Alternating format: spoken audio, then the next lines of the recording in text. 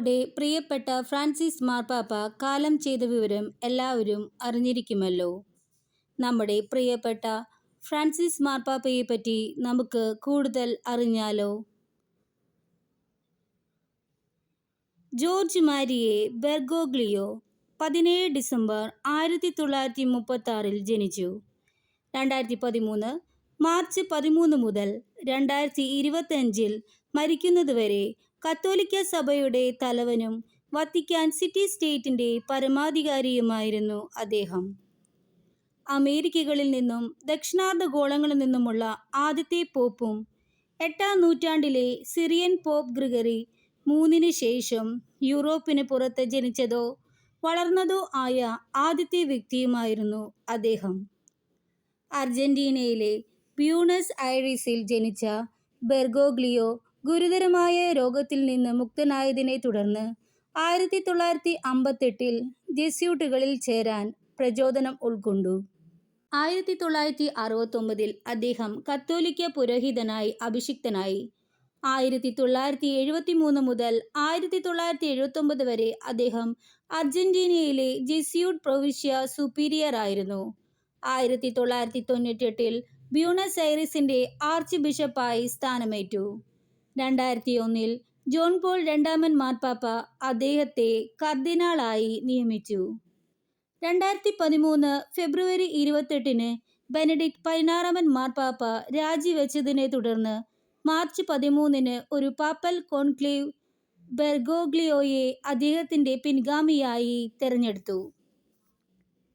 തൻ്റെ പൊതുജീവിതത്തിലുടനീളം ഫ്രാൻസിസ് പാപ്പ തൻ്റെ എളിമ, ദൈവത്തിൻ്റെ കാരുണ്യത്തിലുള്ള ഊന്നൽ, പോപ്പ് എന്ന നിലയിൽ അന്താരാഷ്ട്ര ദൃശ്യത, ദരിദ്രരോടുള്ള ഉത്കണ്ഠ, മതാന്തര സംഭാഷണത്തോടുള്ള പ്രതിബദ്ധത എന്നിവയാൽ ശ്രദ്ധേയനായിരുന്നു. മുൻ പോപ്പുകാർ ഉപയോഗിച്ചിരുന്ന അപ്പസ്തോലിക് കൊട്ടാരത്തിലെ പേപ്പൽ അപ്പാർട്ട്മെൻറ്റുകളിൽ താമസിക്കുന്നതിന് പകരം ഡോമസ് സാങ്ക്തെ മാർത്തേ ഗസ്റ്റ് ഹൗസിൽ താമസിക്കാൻ തിരഞ്ഞെടുത്തു.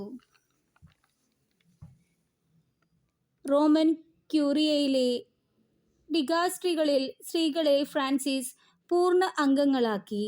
കത്തോലിക്ക സഭ LGBTQ സമൂഹത്തിലെ അംഗങ്ങളോട് കൂടുതൽ അനുകമ്പ കാണിക്കണമെന്ന് അദ്ദേഹം വാദിച്ചു. സ്വവർഗ യൂണിയനുകളുടെ അനുഗ്രഹങ്ങൾ അനുവദനീയമല്ലെങ്കിലും ആരാധനാക്രമത്തിൽ അനുഗ്രഹങ്ങൾ നൽകാത്തിടത്തോളം കാലം വ്യക്തികളെ അനുഗ്രഹിക്കാൻ കഴിയുമെന്ന് അദ്ദേഹം പ്രസ്താവിച്ചു. അനിയന്ത്രിതമായ മുതലാളിത്തം, ഉപഭോക്തൃത്വം, അമിത വികസനം എന്നിവയുടെ വിമർശകനായിരുന്നു അദ്ദേഹം. കാലാവസ്ഥാ വ്യതിയാനത്തിനെതിരായ നടപടിയെ അദ്ദേഹം തൻ്റെ മാർപ്പാപ്പയുടെ പ്രധാന ശ്രദ്ധാകേന്ദ്രമാക്കി. വധശിക്ഷയെ അന്തർലീനമായി തിന്മയായി അപലപിക്കുന്നതായി അദ്ദേഹം വ്യാപകമായി വ്യാഖ്യാനിക്കപ്പെട്ടു. കത്തോലിക്ക സഭ അതിൻ്റെ നിർത്തലാക്കലിന് പ്രതിജ്ഞാബദ്ധമാണെന്ന് പ്രസ്താവിച്ചു.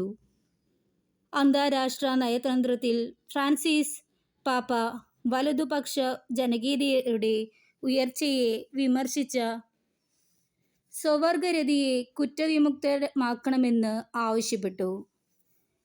അമേരിക്കയും ക്യൂബയും തമ്മിലുള്ള പൂർണ്ണ നയതന്ത്ര ബന്ധം പുനഃസ്ഥാപിക്കാൻ സഹായിച്ചു. ചൈനീസ് ബിഷപ്പുമാരെ നിയമിക്കുന്നതിൽ കമ്മ്യൂണിസ്റ്റ് പാർട്ടിക്ക് എത്രത്തോളം സ്വാധീനമുണ്ടെന്ന് നിർവചിക്കാൻ ചൈനയുമായി ഒരു കരാർ ചർച്ച ചെയ്തു.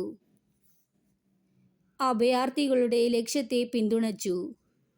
കുടിയേറ്റക്കാരുടെ സംരക്ഷണം നാഗരികതയുടെ കടമ എന്ന് അദ്ദേഹം വിളിക്കുകയും US പ്രസിഡന്റ് ഡൊണാൾഡ് ട്രംപിൻ്റേതുൾപ്പെടെയുള്ള കുടിയേറ്റ വിരുദ്ധ രാഷ്ട്രീയത്തെ വിമർശിക്കുകയും ചെയ്തു.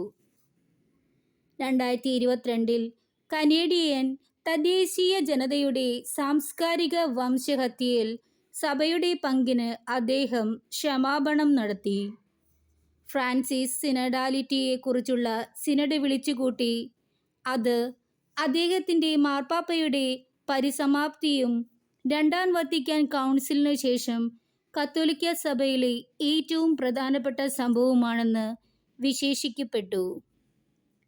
2025 ഏപ്രിൽ 21 പുലർച്ചെ ഈസ്റ്റർ തിങ്കളാഴ്ച ഹൃദയാഘാതത്തെ തുടർന്ന് ഫ്രാൻസിസ് പാപ്പ 88 വയസ്സുള്ളപ്പോൾ മരിച്ചു.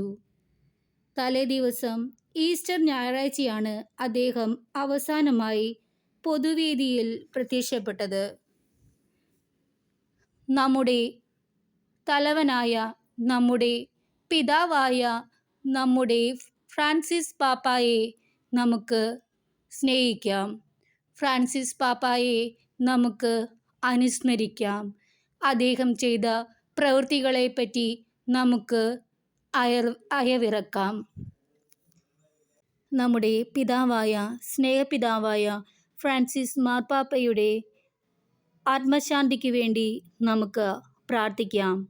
അദ്ദേഹം നമ്മുടെ സഭയ്ക്ക് ചെയ്ത എല്ലാ നന്മ പ്രവൃത്തികൾക്കും നമുക്ക് നന്ദിയോടെ അദ്ദേഹത്തെ ഓർക്കാം.